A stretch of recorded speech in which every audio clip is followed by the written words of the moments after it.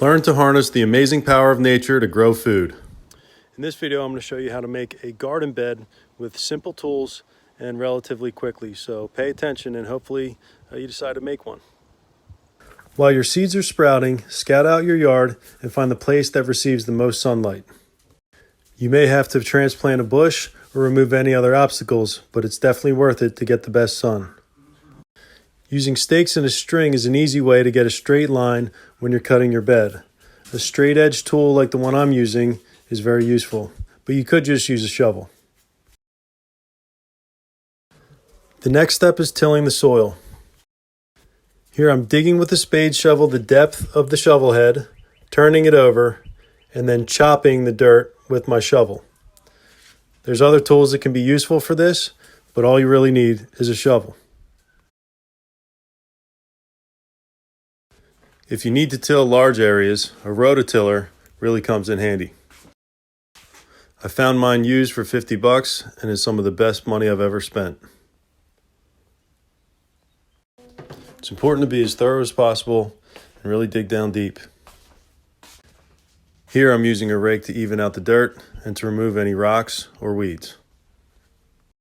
If your bed is against the house, it's important to slope the dirt away from the house. Here I'm loading up some compost to incorporate with the soil that I just tilled. If you don't have a compost pile, you can buy bags at the store or even at a farm by the truckload. And if you were to just add fertilizer to your soil, that would also work, but compost is ideal. You can add fertilizer to your compost for good measure. Here I'm using organic plant tone. Be sure to mix it really well before you put it in the bed.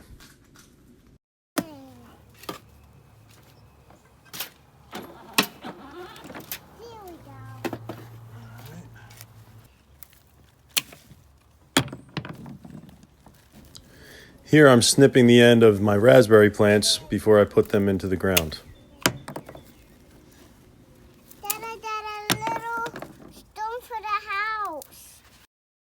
If you have an abundance of compost, feel free to mix it in with all of the soil in the entire bed.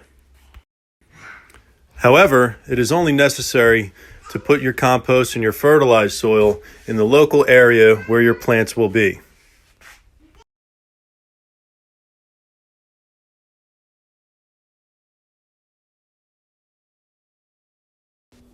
And it looks like we're about ready to plant.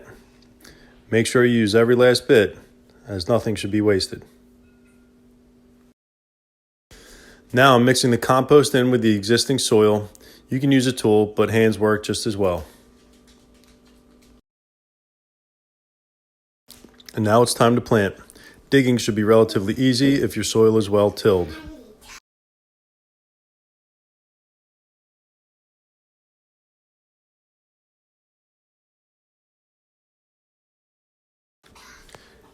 Here I'm planting raspberries, so they need to go very deep.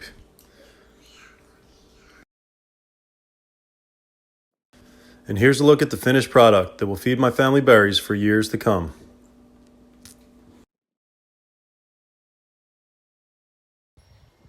Thanks for watching. In the next video, I'm going to show you guys how to plant potatoes in a 5-gallon bucket.